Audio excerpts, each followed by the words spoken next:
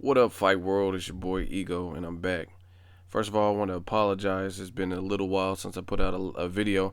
I just been real busy, just getting organized and with my workload. As you guys know, I do videos. If you need a video, any type of video, I travel.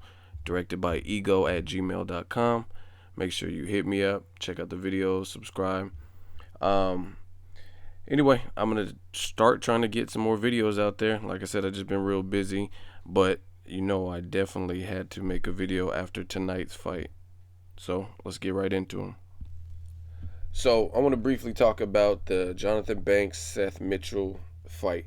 Um, I honestly think Seth Mitchell he got a little bit trigger happy earlier in the fight. I mean, it was only 2 rounds, but it looked like he thought he had him hurt, so he was going for the kill. And this is where a lot of amateurish or fighters who start late, this is where they struggle because sometimes they don't do the things that a veteran fighter would do in the sense of like they punch themselves out because they're just trying to go for the kill and they exasperate all of their energy.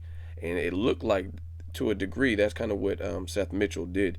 He was punching himself out and he got a little bit trigger happy and started going for the kill once he thought that he had Banks hurt.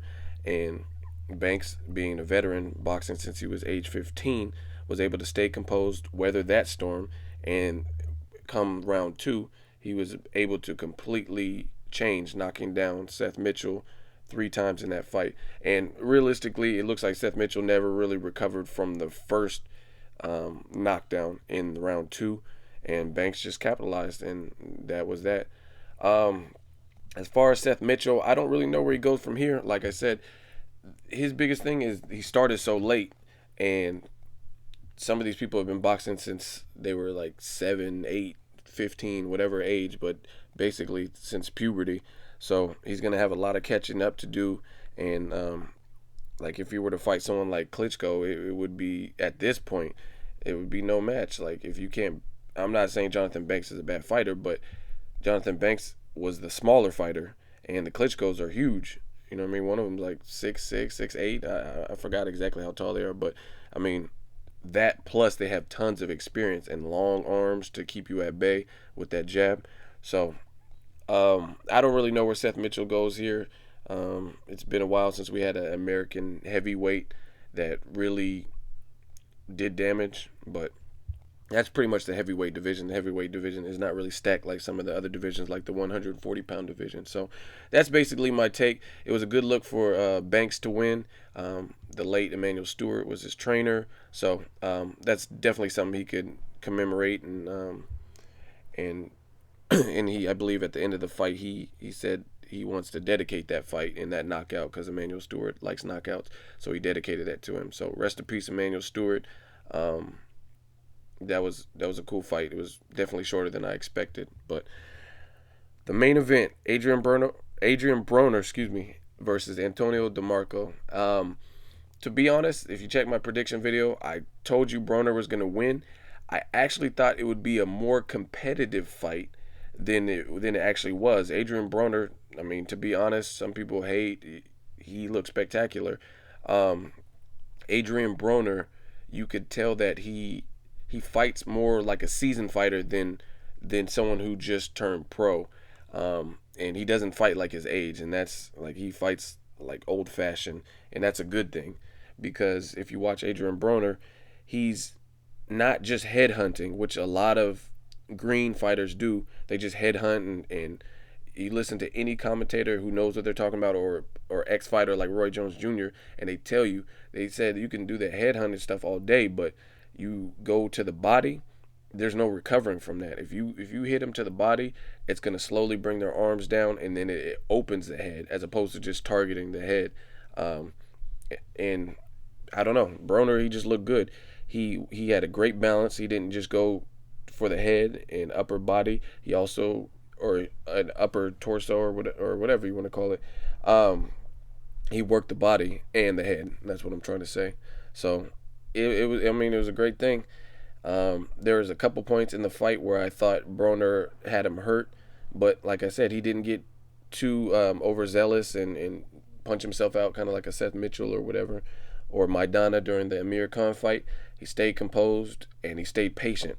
And patience is something you can't necessarily teach, especially in the sport of boxing. So it was good to see Adrien Broner was that patient. And he kind of stuck to his game plan. It was working.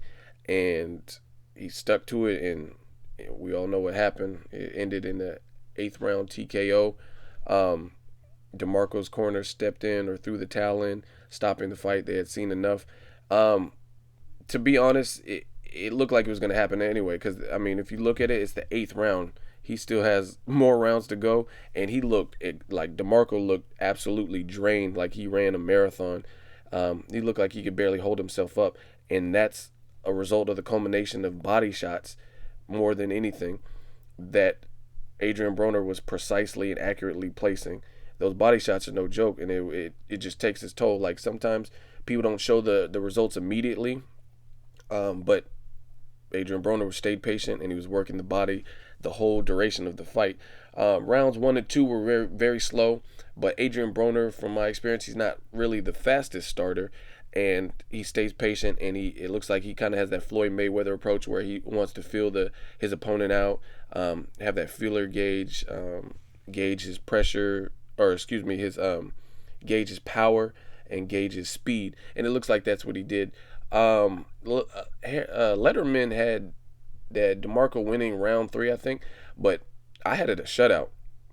That 3rd round, I feel like this. I felt like Antonio DeMarco, he has tremendous heart, and he has a chin. That's a given. Like, some of those shots would have taken their toll on other people and like actually knocked them out probably, but I told you it was going to be a good fight. Like I said, I expected Antonio DeMarco to put on more of a fight, especially since he was a title holder. And we seen in the Molina fight, he won that in 44 seconds. So it just seems like he would be at an all-time high in terms of his confidence. But Broner's he's cut from a different cloth. He's another type of beast. For him to move up in weight and be able to do that to someone who I consider a tough motherfucker, that shows you what type of talent Adrien Broner possesses and types of skills. And I've told you guys this from the jump, and that's just what it is. But as far as Antonio DeMarco, there were several things that I felt he did wrong or could have done differently. The main thing was the inside fight game. Every time they had the inside exchanges, he would get some body shots off, but he was much slower than Adrien Broner. So for every body shot he gets, he would get like his head rocked back with a straight right or left or body shot or maybe even a 2-piece combo. So it's like, you're not winning the inside exchanges. Maybe you should reroute and think of another game plan, because on the inside, Broner was chewing him up. He was tearing him up, and you can even hear it in Broner. Like, he was just staying patient. You know, Broner does those war cries like ah, ah, ah, ah, ah. So every time he was doing that he was pretty much connecting some crucial shots. Broner had the straight left, the straight right that was doing damage, his body shots, and he was just overall jerking Antonio DeMarco's head back. And like I said, those body shots, sometimes they don't immediately show the results, because it looked like round 3-ish, DeMarco still, he seemed pretty cool, but when you got to like the 7th to 8th round, he looked like deathly tired, like he was dehydrated almost, or like he was fighting at a catch weight. He just looked drained. So honestly, I don't expect the fight to have been any different had his corner not stopped it, because in the 8th round he just looked like he was out of breath. So Antonio DeMarco, his career's not over. He's still an excellent fighter. He's definitely tough. He has a chin. He's been in there with the likes of Edwin Villaro and Jorge Linares, now Adrien Broner. But like I said, Adrien Broner, he's proven that he's just a different type of animal. And I think Antonio DeMarco can definitely bounce back from this. I actually want to see Antonio DeMarco and Molina fight again. I think that would be a good rematch. I think the stoppage in the Molina DeMarco fight was a little bit premature. I think Molina got rocked early and kind of the shock set in, but I don't think he was out of it, especially directly after the fight when they're showing the camera. He didn't look like he was that dazed or that out of sorts where he couldn't have continued fighting.